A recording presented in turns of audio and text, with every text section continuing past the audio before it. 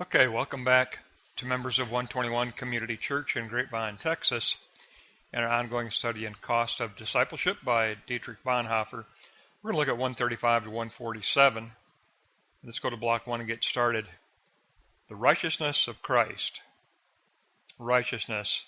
Bonhoeffer goes to Matthew 5:20, where Christ says, "Except your righteousness exceed that of the scribes and the Pharisees, you shall not enter the kingdom of heaven." Christ reverses the popular notion of righteousness. Now we are heirs through grace. Communion with Christ makes all things new. So Bonhoeffer says we understand righteousness through communion by adherence to Christ. When we recall the law, we do so within a better righteousness. A better righteousness for those called of Christ. Israel failed because they put laws in the place of God. They exploited the lawgiver, says Bonhoeffer. Communion with God fulfills the law through the perfect communion of Christ. And this is important to understand. We abide in Christ's communion. We abide in His communion. We take up a faith-type obedience, and we abide in the communion of Christ, who has perfect communion with the Father. As Paul said, we live in Christ. We abide in Christ. We abide in His perfect communion with the Father, and through His mediation, we have communion, personal communion with the Father. Let's go on to block 2. Okay, block 2. How do we understand better righteousness? Number 1, it surpasses literal fulfillment of the law. Literal fulfillment was taught by the scribes and the Pharisees. Christ stands between us and the law as mediator. This distinguishes our righteousness as believers. It is mediated righteousness. Christ, this is important here, Christ's communion with the Father is our righteousness. Christ's communion with the Father is our righteousness. We are partakers of His communion. We are partakers of His righteousness. And it is a gift of grace.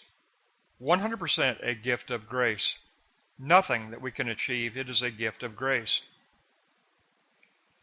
Now this better righteousness, it will practice reconciliation with the brother. Bonhoeffer goes to Matthew 5:20 through 24. Whoever is angry with his brother without a cause is in danger of judgment. Therefore be reconciled to your brother. Christ is the author of the law. Christ is the fulfillment of the law. The boundary of the brother is to be respected,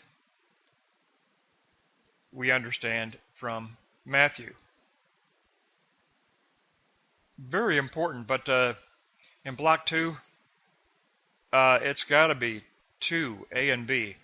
Christ's communion with the Father is our righteousness. Put a big, bold circle around that. Christ's communion with the Father is our righteousness.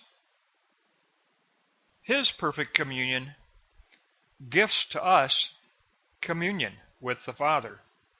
Because Christ has perfect communion with the Father, His mediation gifts unto us communion with the Father. Very important block 2, note 2. Let's go on to block 3. All right, block 3.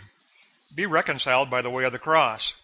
Again, Bonhoeffer goes to the cross because in his day, loving the brother, loving the oppressed Jew would cost you something.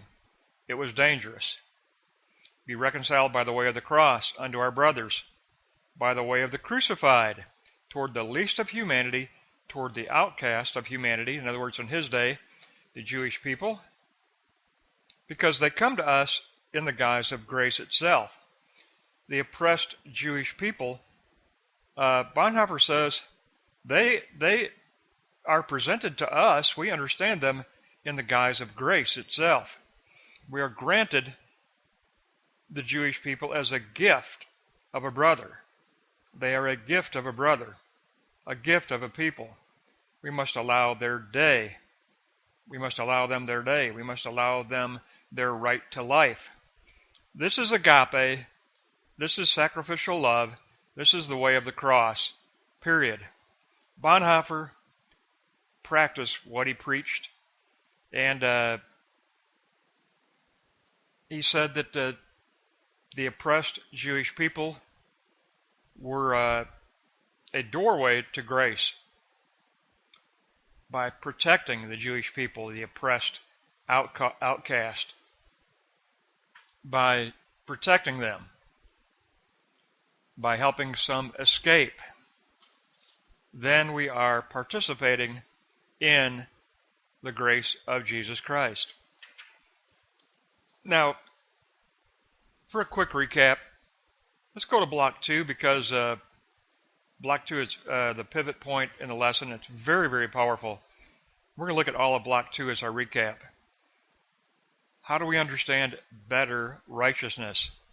Well, it surpasses literal fulfillment of the law.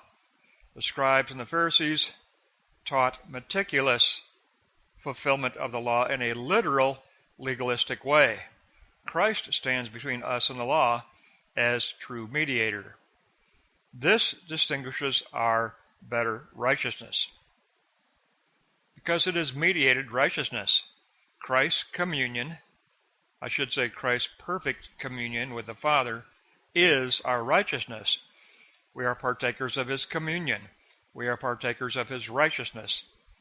And we are partakers as a gift of grace. Nothing to be achieved on our own. A gift of grace from the faithfulness of Christ. Better righteousness practices reconciliation. And that means if you are angry with your brother without a cause, you are in danger of judgment. Therefore, be reconciled to your brother. Christ is the author of the law. Christ is the fulfillment of the law. The boundary of the brother is to be respected. The boundary of the persecuted outcast, the Jewish people, they are to be viewed as the opportunity for grace, the opportunity for agape, sacrificial love within Christ's kingdom. Bonhoeffer tells his seminary students, which is for the confessing church which opposed Hitler, we must stand with the Jewish people. We must grant them their day. We must grant them their right to life. They're being murdered. They're being beaten. They're being hated, beaten, and murdered in the streets. We must grant them their right to life. We must give them their right to life as a right established at the cross, a right established at Golgotha, a right established in the works of cross-bearing. Remember the previous lesson. Established in the works of cross-bearing. But there's no better way to understand this than Block 1, Note 2. Righteousness comes to us through communion, by the communion of adherence to Christ. When we recall the law, we do so within a better righteousness, because we've been called by Christ.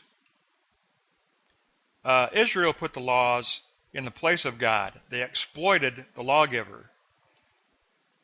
Communion with God fulfills the law, and it's the perfect communion of Christ, and we must abide in his communion. We enjoy a better righteousness. We are granted a better righteousness through participation by hupomeno, abiding in the communion of Christ, the perfect communion of Christ with his Father. Paul, over 600 times, uses the expression en Christos, in Christ. Our life is in Christ. Our life is in the fellowship of Christ. Our life is in the ongoing Sabbath rest of Christ, says Ross. Our righteousness, our better righteousness, is in Christ's perfect communion with the Father, which becomes the granted grace of communion for us with the Father through Christ as gracious, true mediator. Then we will practice reconciliation. We will practice agape, self-sacrificial love. We will take up, says Bonhoeffer, the way of the cross. We will take up the way of the cross. Where are the Beatitudes enacted? At the foot of the cross, our previous lesson. Where is the fellowship of the Beatitudes taking place? At the foot of the cross. Where is the church to be visible? At the foot of the cross. The cross, the cross, the cross. Sacrificial love, agape, agape, agape. We practice self-sacrificial love. Jesus left his disciples, he said, I'm leaving you with one commandment. One. Love one another as I have loved you. Love one another as I have loved you. I leave you with one commandment. Period. I leave you with one commandment. That was the essence of the teaching of the Last Supper. Two teachings. I and the Father are one, and love one another as I have loved you. I and the Father are one, and love one another as I have loved you. That's the essence of the Last Supper. Very powerful lesson, 135 to 147. Understanding better righteousness as abiding in the perfect communion of Christ with our Father. Next time, 147 to 156. Next time, 147 to 156. That's going to wrap up an excellent teaching from Bonhoeffer on understanding our better righteousness. Our better righteousness in the communion of Christ. In the communion of Christ.